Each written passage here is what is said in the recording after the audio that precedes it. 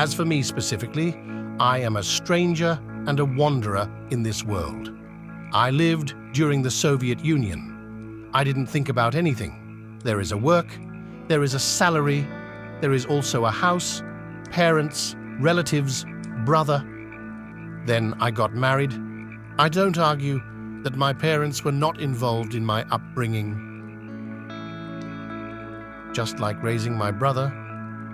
Yes, and everything was captured. The government took care of everything. Communism, however, but suddenly it ended. Many people didn't understand what happened. Money turned into waste paper. There is no work. And if there is no salary. I tried to build a house, but just during the collapse of the USSR, things didn't work out with my parents. Okay, they helped me find a job in the city with a minimum wage, but they provided me with a room in a dormitory. After some time, conditions were created for the residents under which life became unbearable.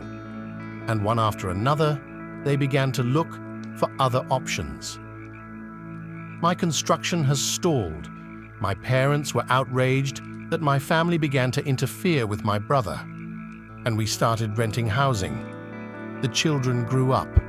We tried to instruct children differently than our parents, saying, directly or indirectly, you are for yourself, we are for ourselves, only we are obliged to help parents on both sides all the time, because it is difficult for them to run a household.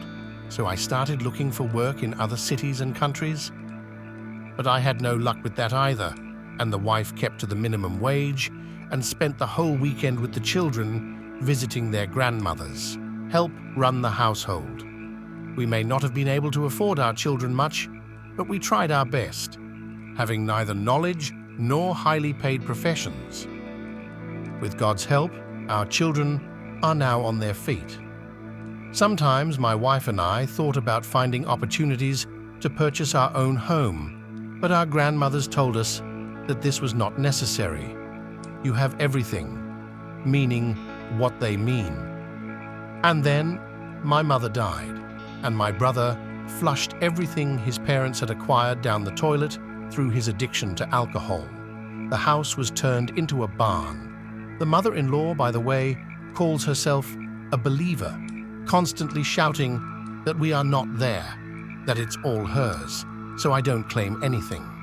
I am not going to win anything from either my brother or my mother-in-law. Children, thank God, already have their own families. They live normally. Well, my wife, her mother, my mother-in-law, will not kick me out. She has no right even in the world, but I don't care anymore. I had to make a lot of effort, change many professions and places of work. Some, of course, were more or less successful, but I had to work 20 hours a day, 5 days in a row. After this regime, my health deteriorated. I am Homo soviticus. I am Homo soviticus. I am Homo soviticus.